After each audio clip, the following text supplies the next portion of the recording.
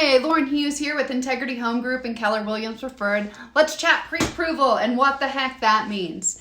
So right now, in the Colorado housing market, we are seeing a seller's market, and we also have a little more rules because of COVID precautions, right?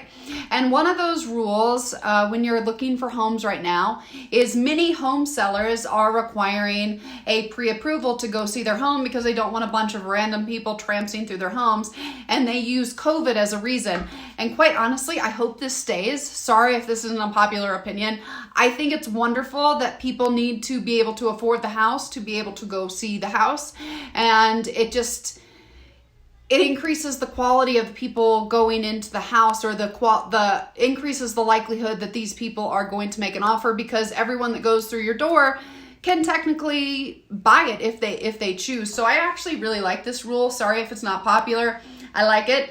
Is they are requiring a pre-approval before you go into the home. And while I will also say not all pre-approvals are the same, but basically, or generally speaking, a pre-approval is when you work with a lender, you provide the lender all of your information.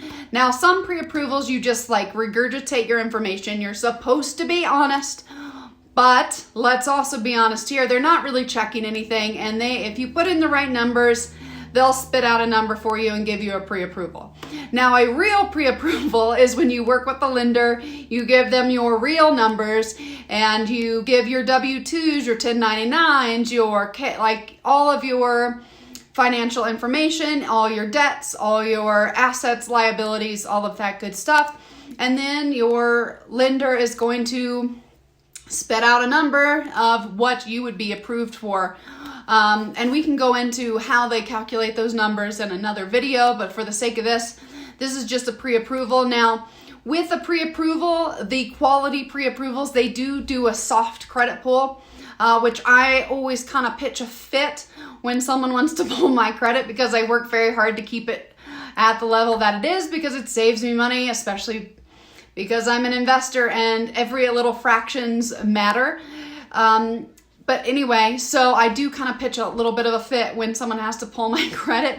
However, I do get over it, and I just did it recently. I tried not to, and I was like, come on, I'm approved. I just don't want you to touch my credit. Well, I didn't win. So I wanted the house, and it was a builder, and you basically do whatever builders want if you want the builder's home.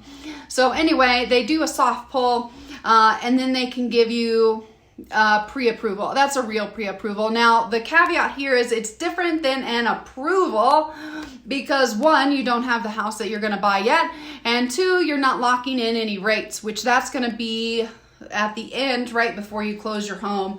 There, you're going to say they're locked in, which is when you lock in the rates, or you get confirmation about your rates. So the pre-approval does not typically include a rate lock.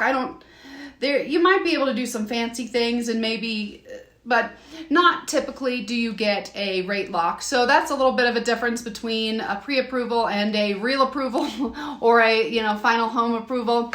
And if you guys ever have any questions, I work with some amazing lenders, very smart, know a lot more than I do about lending, and they just kind of tell me what's going on. And so if you guys ever have any questions on that, my door is always open. So thank you guys.